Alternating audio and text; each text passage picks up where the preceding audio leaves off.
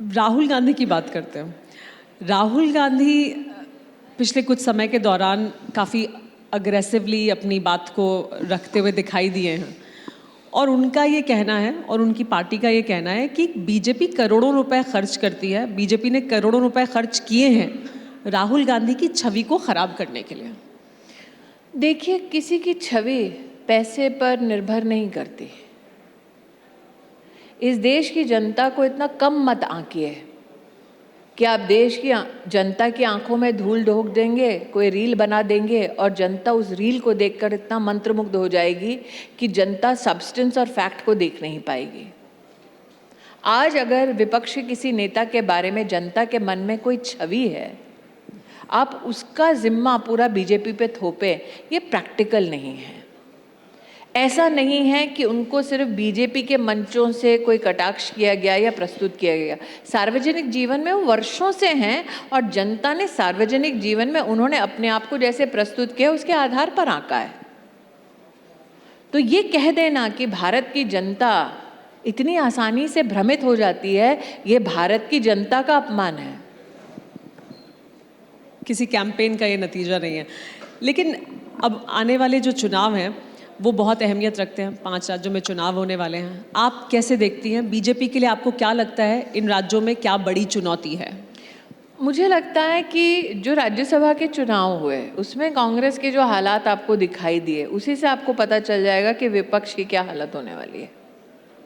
लेकिन विशेषतः जब राज्य के चुनाव होते हैं तो उस राज्य में हमारा क्या कंट्रीब्यूशन रहा है, विकास के कितने काम हमारे मुख्यमंत्री ने किए हैं, अथवा विपक्ष में रहकर हमने क्या क्या मुद्दे उठाए हैं और संगठन को हमने कैसे सुदृढ़ किया है, ये सारे फैक्टर इन होते हैं। हम भूल जाते हैं कि कई विपक्षी दल ऐसे हैं जो वर्षों से उसी क्षेत्र में, उसी कार्य क्षेत्र में अपने संगठन में काम कर रहे हैं। कई दल ऐसे हैं जिनका उस इलेक्टोरल जो मेकअप है उस प्रदेश का, उस ज़िले का, वो ऐसा है कि वो उस विपक्षी दल को ज़्यादा सूट करता है। कई लोग भूल जाते हैं कि हमारी पार्टी का जन्म विधिवत 1980 में हुआ है, तो आज तीसरी बार राष्ट्र का प्रधानमंत्री मेरी पार्टी से हैं। वो अपने आप में एक ऐसी उपलब्धि है जो कई राजनीतिक विशेषज्ञ, अगर आप आज से 30 साल पहले किसी से पूछते तो वो कहते हैं नामुमकिन है। तो मैं इतना कहूँगी कि जहाँ जहाँ आपको लगता है नामुमकिन है, वहाँ मुमकिन करने की जिम्मेदारी भारतीय जनता पार्टी ने बहुत ही सरल सहज स्वरूप में अपने राष्ट्रवादी सोच और विकास के कार्यों के माध्यम से वहाँ पर साबित कर दिखाया है। तो कहाँ आपको लगता है कि लोगों को लगता है कि मुश्किल है? पश्चिम बंगाल में? अगर आप भाजपा से हैं तो कुछ भी मुश्किल नहीं है।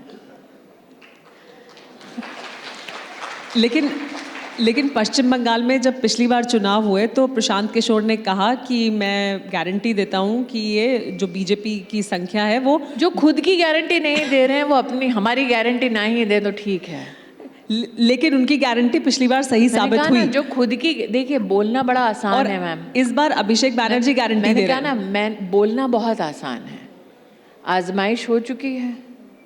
मैंने कहा ना, जो खुद की जिनकी गारंटी नहीं है वो भाजपा की गारंटी ना दे तो बड़ी कृपा होगी। लेकिन फिर भी आपको लगता है पश्चिम बंगाल एक चुनौती है? मुझे लगता है कि हर चुनाव अपने आप में अहम होता है। आप सिर्फ बंगाल की बात क्यों करते हैं? दिल्ली का चुनाव भी हमारे लिए अहम था। हमारे लिए तो जब जिस प्रकार से मेरे संगठन की एक व्यवस्था है उसमें तो हमारे लिए म्युनिसिपल चुनाव भी महत्व का होता है। हम ये नहीं देखते कि एक चुनाव, और जब से नरेंद्र मोदी प्रधानमंत्री बने हैं तो हर चुनाव को आप उनके लिए डिसाइसिव चुनाव बना देते हैं। ऐसी चर्चा हर जगह चलती है। तो सिर्फ एक ही चुनाव क्यों, हर चुनाव कार्यकर्ता के लिए महत्व का चुनाव होता है। लेकिन जब हम पश्चिम बंगाल की बात कर रहे हैं तो ममता बनर्जी की बात तो होनी ही चाहिए। ममता बनर्जी को उनके जो समर्थक हैं, उनके जो वोटर हैं, वो उन्हें एक फाइटर के तौर पर देखते हैं। वो अपने आप को वैसे प्रेजेंट भी करती हैं। उन्हें नारी शक्ति के तौर पर उनके जो समर्थक हैं, उनके जो वोटर हैं, वो देखते हैं। अगर हम राजनीतिक मतभेद को हटा दें तो स्मृति ईरानी ममता बनर्जी को कैसे देखती हैं? मुझे लगता है कि जो व्यक्ति माँ माटी मानुष की बात करके आया, जिस व्यक्ति ने देखा कि लेफ्ट ने क्या कहर ढाया था बंगाल में, जिस व्यक्ति के नेतृत्व के अंतर्गत जिस प्रकार से महिलाओं को, वहाँ पे एक बंगाली का शब्द है धर्षिता, मतलब रेप किया जाता है, और जिस व्यक्ति के सानिध्य में एक युवा कार्यकर्ता, भले ही राजनीतिक मतभेद हो, आप उसके गांव में सार्वजनिक रूप से उसको लटका के उसको फांसी देकर सजाए, लिटरली पॉलिटिकल मौत देते हैं, ऐसे व्यक्ति के बारे में क्या वाकई में मेरे मन में कोई भी श्रद्धा का भाव हो सकता है, भले ही वो औरत हो?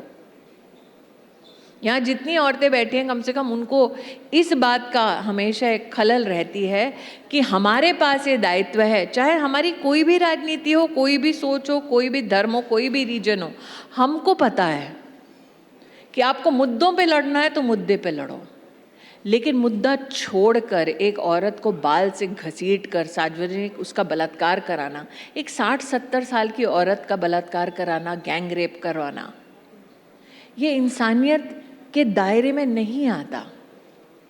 ऐसे व्यक्ति के बारे में मैं कैसे कोई पॉजिटिव सोच रखूं?